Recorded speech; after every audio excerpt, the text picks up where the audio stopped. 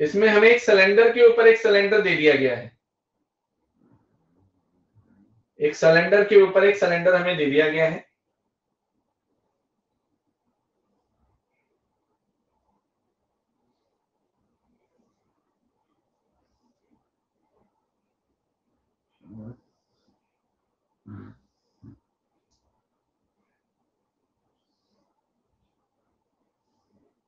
ऐसा कुछ। So now a solid iron pole consists of cylinder height 220 centimetre. So यहां से यहां तक की हाइट मुझे 220 सेंटीमीटर दे रखी है। उसके बाद फिर यहां पर देखें, यहां से यहां तक की ऊपर वाले सिलेंडर की हाइट मुझे 60 सेंटीमीटर दे रखी है। A solid iron pole consists of cylinder of a height of 220 centimeter and base diameter is 24 centimeter, which is surmounted by the another cylinder of a height of 60 centimeter and radius is 8 centimeter.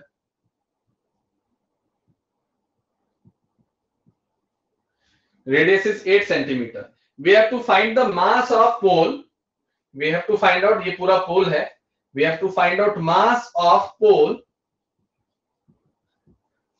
और इसमें हमें दिया हुआ है कि 1 centimetre cube के अंदर, in 1 centimetre cube of iron contain 8 ग्राम मास। और पाई की वैल्यू भी इन्होंने बोला है 3.14 ही यूज करनी है। तो सबसे पहले उन चीजों पर ना ध्यान देते हुए सिर्फ हम वॉल्यूम पर ध्यान देंगे, क्योंकि इसने बोला है कि 1 सेंटीमीटर क्यूब में इतना मास है, 1 सेंटीमीटर क्यूब में 8 ग्राम मास है। तो अगर बहुत सारे सेंटीमीटर यहां पर आ जाएं तो मल्टीप्लाई करके हम मास निकाल पाएंगे। तो स्टार्ट करते हैं इस पार्ट को।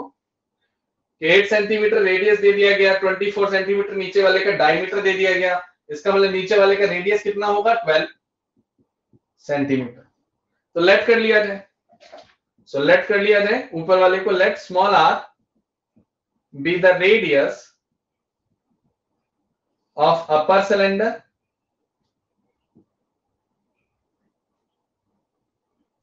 वो कितना है 8 centimetre and small H be the height 60 centimetre.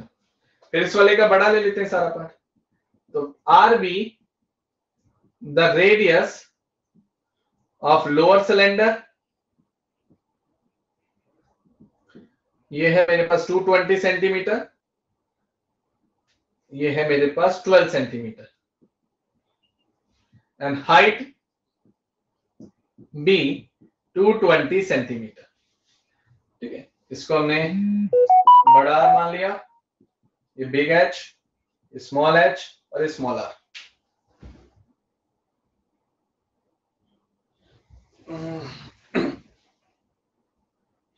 We are talking about volume. So volume of upper cylinder and volume of lower cylinder. तो यहां पे टोटल वॉल्यूम मेरे पास निकल जाएगा फिगर का, total volume of solid, that is called volume of upper cylinder plus volume of lower cylinder. So volume of upper cylinder is pi r square h and volume of lower cylinder is pi big R square h. So here it is pi small r 8 का square into 60, then फिर यहां पर pi 12 square into 220। इतना part आने के बाद इसे हम कैलकुलेट करेंगे और आंसर निकालेंगे क्या आता है। और पाई की वैल्यू इन्होंने पहले ही बोल दी, 3.14 लेना है। 3.14 into 64 into 60 and here it is 144 into 3.14 into 220। अच्छा, अनदर इंफॉर्मेशन, परसों आपका टेस्ट है 3.14, इसकी कैलकुलेशन की जाए तो यहां जाएगा 314 into 64, मल्टीप्लाई किया जाए तो 4 4 जा 16, तो यहां आ जाएगा मेरे पास 4 1 जा 4 प्लस 1 5, 4 3 जा 12, then 6 4 जा 24, 6 4 जा 24, 6 1 जा 6 and it is 7 8, 6 3 जा 18। ये पार्ट मेरे पास आया 6, ये 9 और ये 10 and then again 10 and it is 20096। इन दोनों का मल्टीप्लिकेशन करने पर फिर से 60 से मल्टीप्लाई कर दें इस पूरे पार्ट को, तो 20096 को 6 से मल्टीप्लाई कर देते हैं, बाद में 0 लगा देंगे। 6 से मल्टीप्लाई करने पर ये कितना आएगा, 6 6 36, 6 9 54, 54 प्लस 3 57, यहाँ 0 और ये 12, इसके आगे एक 0 और लगाएंगे आंसर, और इसमें पॉइंट आ रहे हैं, इसका मतलब 2 पॉइंट यहाँ, तो इस पूरे का आंसर 12057.60 ये आया। फिर आगे बढ़ते हैं, फिर आते हैं नेक्स्ट क्वेश्चन जाएगी थोड़ी, लेकिन हमें करनी पड़ेगी, क्या करें। So here it is 314,144, 4 4 16, 4 1 4 plus 1 5 and 4 3 12। फिर अगेन 4 से ही कर रहे हैं, तो 1 2 5 6, इसे ही उतार दो नीचे। फिर 1 से करनी पड़ेगी, तो 3 1 4 आ गया। अब इतना पोर्शन आने के बाद आगे बढ़ते हैं। It is 6, it is 11, and here it is 4 plus 1 5, 5 plus 5 10, and it is 2 12। ये आ गया, तो 2 3 4 और एक 5, ये आ गया, और ये आ गया 4 5 2 1 6। इन दोनों को मल्टीप्लाई करा के अब इस 4 5 2 1 6 को 22 के साथ मल्टीप्लाई कराना पड़ेगा। तो 22 के साथ मल्टीप्लाई करें तो 2 6 12। आप अपनी कैलकुलेशन करते रहना, नहीं तो देख देख के बोर हो जाओगे। So 2 6 12, यहाँ पर 1 आया, तो 2 1 2 getting 1, having 3, and 2 2 4, then 2 5 10 again, and 2 4 8 plus 1 getting 9। Again यही चीज नीचे लिखेंगे, 2 3 and 4 0 and 9, then 2 5 7 4 9 and 9। तो यहां सबसे पहले तो एक 0 लगाना पड़ेगा, और फिर 2 पॉइंट पेंडिंग पर है, तो यहां पर कितना आया, 99475.20। अब इन दोनों को ऐड कराते हैं, इन दोनों को ऐड करा के क्या आता है देखते हैं। आप अपनी कैलकुलेशन करते रहना, कैलकुलेशन बहुत जरूरी है करना। अब इन दोनों को ऐड कराया जाए तो 99475.20, देन 12057.60, ये 0 ये 8 आया, 5 plus 7, how much it is? 12. And here it is 7 plus 1 8, 8 plus 5 getting 13।